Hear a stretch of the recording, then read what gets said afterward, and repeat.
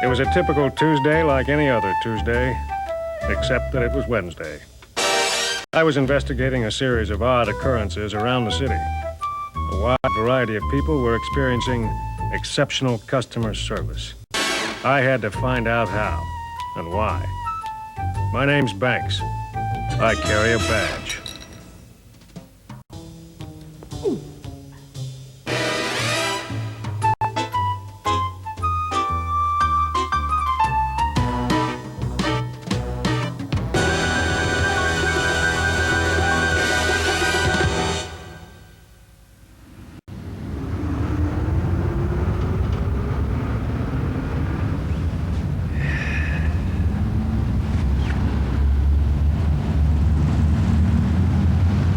I'm looking for a lead in this exceptional customer service outbreak. Yeah? What do you hear from the streets, Johnny? I don't know. I hear a lot of things.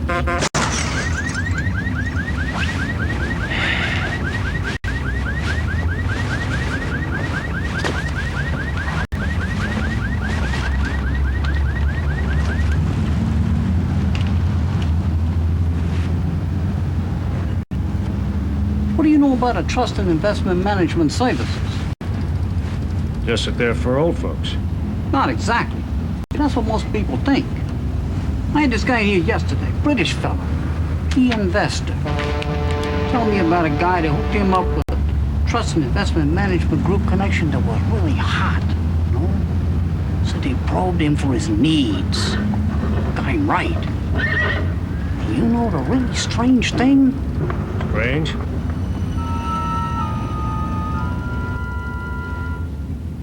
This guy wasn't old.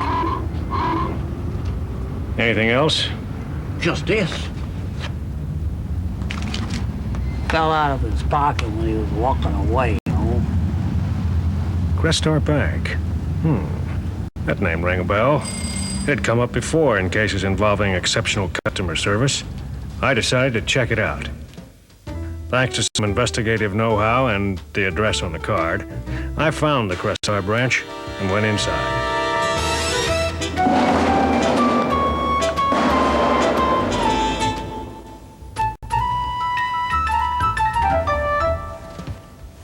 Good afternoon. Rob Banks. I work here. That wouldn't be right.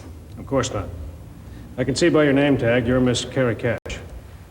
Yes. Pleased to meet you, Mr. Banks. Welcome to Crestar. How can I help you today? I'm an investigator with the service squad. What can you tell me about Mr. E. Investor? Mr. Vester. Oh, yes. Nice gentleman. Came in just the other day to open a money market account. That's not all you talked about, is it? Well, no. But I'm not at liberty to discuss that. Customer information is strictly confidential. Well, this is a training video. Oh. Well, that's different. Go ahead. I understand from a reliable source that you asked Mr. Vester several probing questions. Is that true? Well, yes. I had to determine what financial services he was currently using and how satisfied he was with them. But that's not the only reason you questioned it. No. I continue to use Crestar's expanding relationships model. I had to try to determine what his financial plans and goals were. So we discussed things like household income and expenditures, non-recurring income and expenditures, and any anticipated income and position changes, things like that. Then what happened? Well, I found out that he was interested in our trust and investment services. So I made a call and referred him to one of our trust sales associates. Aha. Just as I expected. An accomplice. This was big. Really big. It was starting to look like a whole network of customer service providers. I was on to something. On to what? Never mind that. Tell me about this referral. Well, it was very simple. After I made the benefits statement about the trust services and saw that Mr. Vester was interested, I called one of our trust sales associates and made the appointment for him while he was still here. I see. And during that call, tell me what you talked about. Well, I just tried to provide the trust sales associate with as much information as possible about Mr. Vester. And where might I find this trust sales associate? Well, you can start with the Trust and Investment Management offices upstairs. Of course. Thank you, Miss Cash. You've been a great deal of help. Thank you for coming to Crestar. I'll be in touch.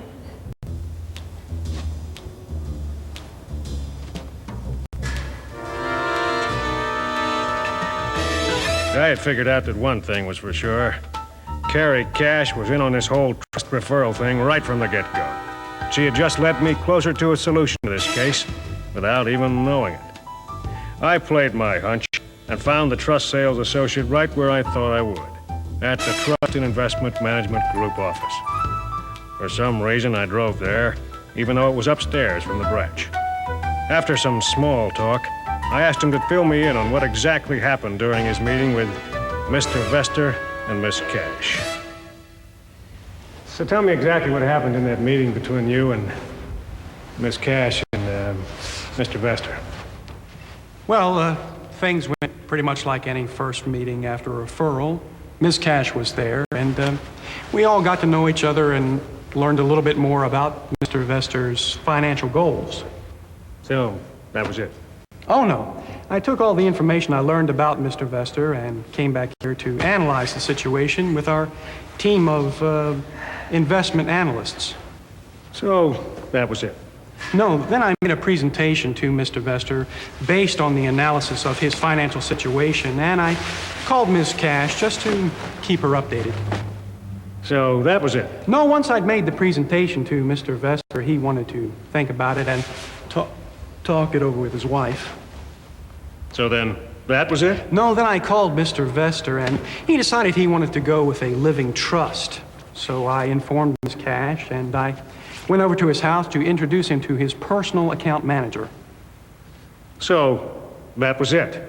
No, the account manager continued to work with Mr. Vester to solidify the relationship, and he'll continue to develop a financial strategy by managing assets, providing information, that sort of thing. So that was... Yes. Let me say it. That was it? Yes, that was it. Ah, good. Now, let me get this straight. You received a phone call from Miss Carrie Cash. And then you had a meeting with her and Mr. Vester. And after you made a presentation, Mr. Vester decided he was interested in a service, so you introduced him to a personal account manager. That about got it? That's right. Then that was it. Yes, that was it. Thank you. Over the next few weeks, I talked to countless CSRs and trust sales associates, account managers, and private bankers. And it was always the same story. Interested customer, referral, presentation, sale, relationship. Over and over. But something didn't add up. The variety of customers involved. They weren't all retirees or wealthy old folks. I couldn't put my finger on it.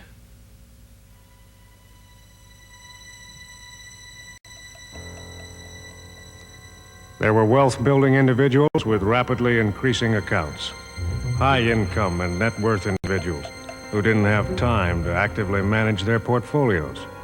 Affluent individuals or closely held business owners who had out-of-date wills or no wills at all.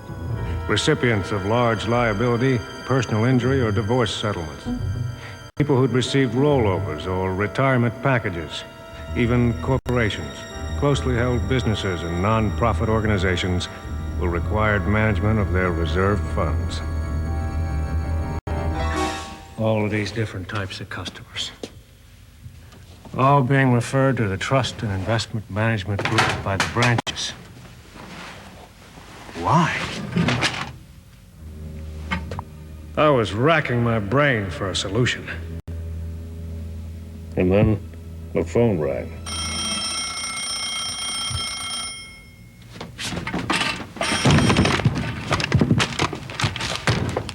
Yeah? Hello? Detective Rob Banks? No. Criminal Rob Bank. Detective solve crime. Who want to know? Never mind that. Meet me at the parking garage on 9th Street in about half an hour.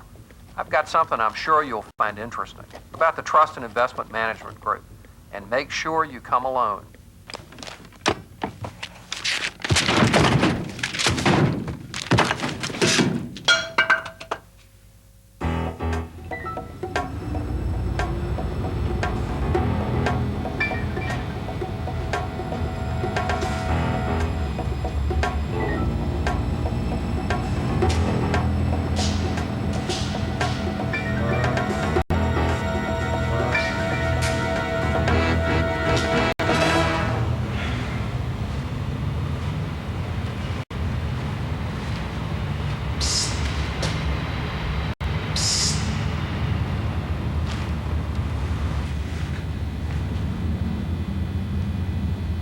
Don't worry. We'll get you out of there. You're barking up the wrong tree. It's not why they're serving all the different trust customers. It's how. How? Yes, Kimosabe. Take a look at this, then destroy it.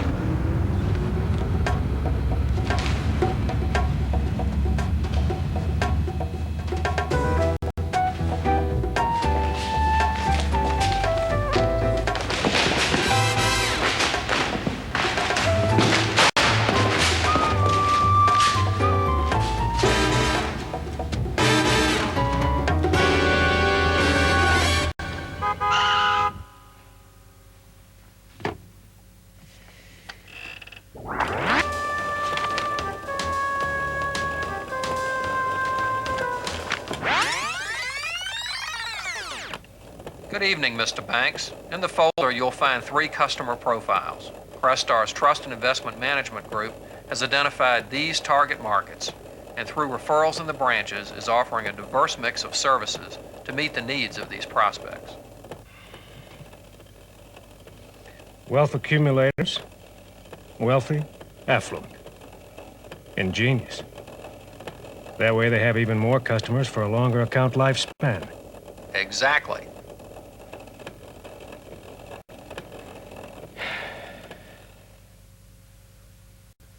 Well, this explained the outbreak of exceptional customer service.